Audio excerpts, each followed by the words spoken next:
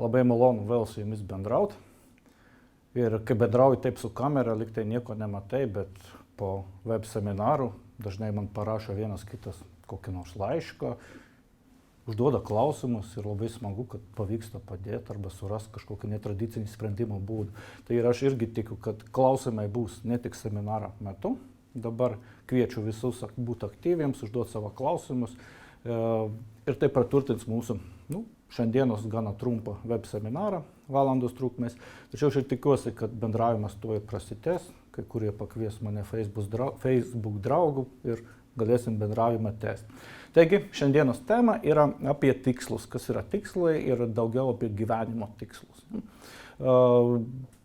Šį valandą toks kaip bazinis intro seminariukas, seminaras yra įrašas virš 4 valandų, apie kur aš labiau detalizuotai nagrinėju tuos klausimus, tačiau aš visiškai nenorėčiau jūs nuskriausti šią vakarą, tai esminius momentus pasakysim taip.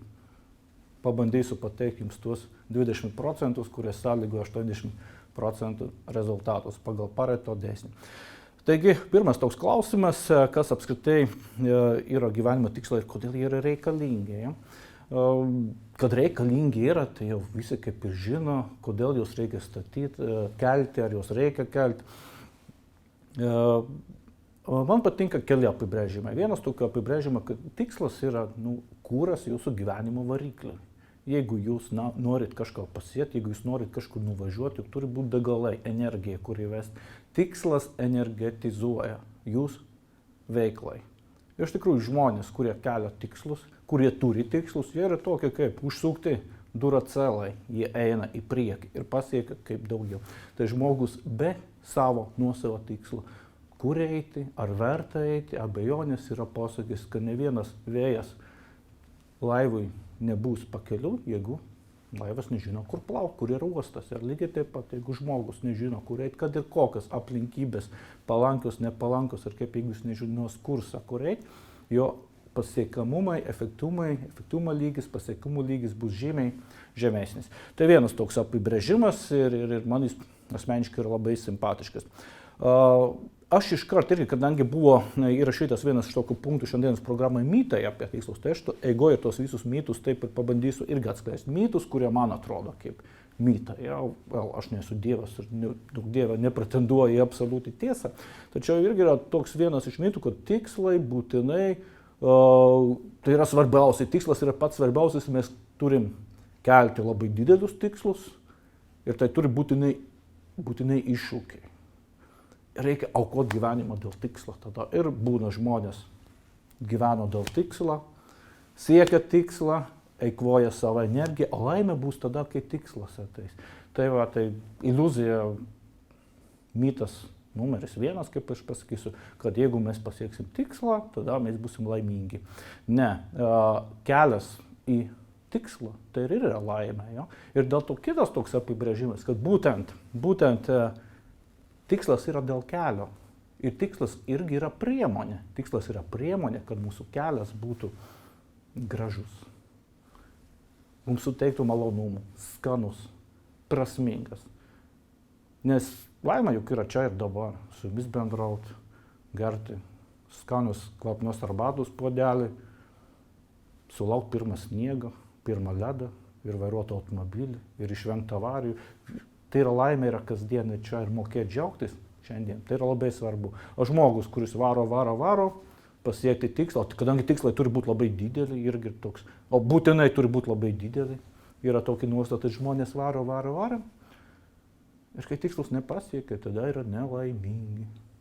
O jeigu aš būčiau pasiekęs tikslą, būčiau laimingas. Jeigu man būtų milijonas, aš būčiau laimingas. Ir tikslas turi būti tapti milijonierium. Tapsiu milijonierium, aš būsiu laimingas.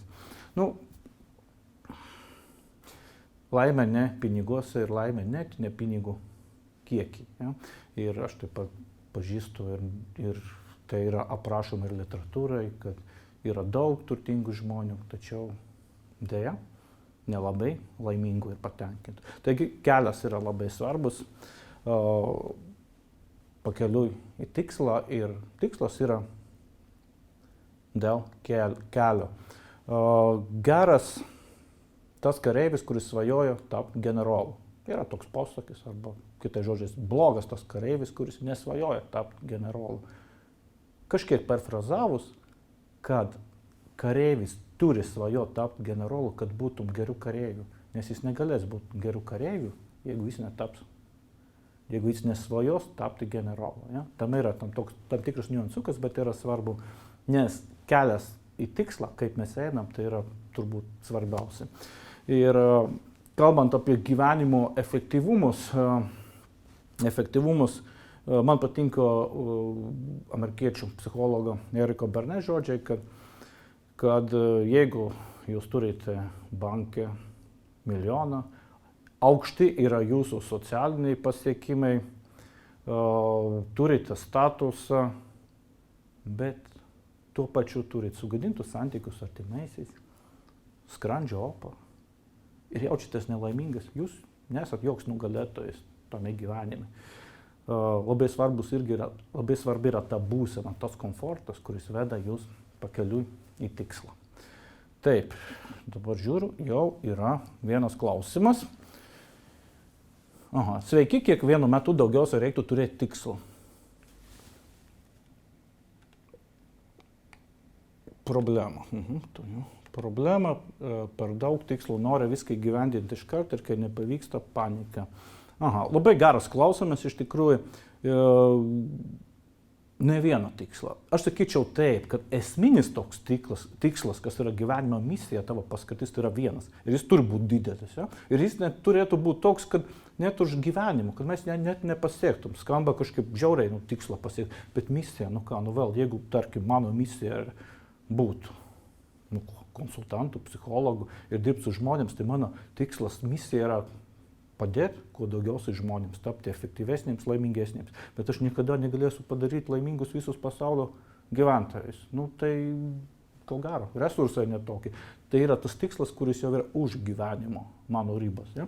Bet kalbant apie tikslus, kuriuos mes planuojam, yra taip skaitoma, kad 4-7 literatūrai dažnai. Mano manimo taip. Plus tai yra sferos kokios. Ja? Labai dažnai, kadangi jūs publika yra išsilavinusi, kursus jūs lankot, žinot, yra toks balanso ratas. Ką reiškia balanso ratas? Gyvenimas turi būti subalansuotas, kad esat laimingi.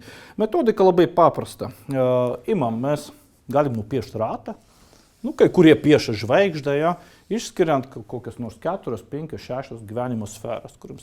Kai kurios, kaip galim išskirti universalios kai kurios sferos, universalios. Kokios bus universalios sferos? Materialinė gerovė tikrai taip. Tai yra, materialinė gerovė, tai yra pinigai. Ja, pinigai. Tada, kas dar? Šeima. Taip. Šeima, santykiai. Galim šeima. Galbūt šeima atskirai. Ja. Santykiai su kitais žmonėms. Galim atskirai išskirti santykiai. Universalus tikslas. Kas dar?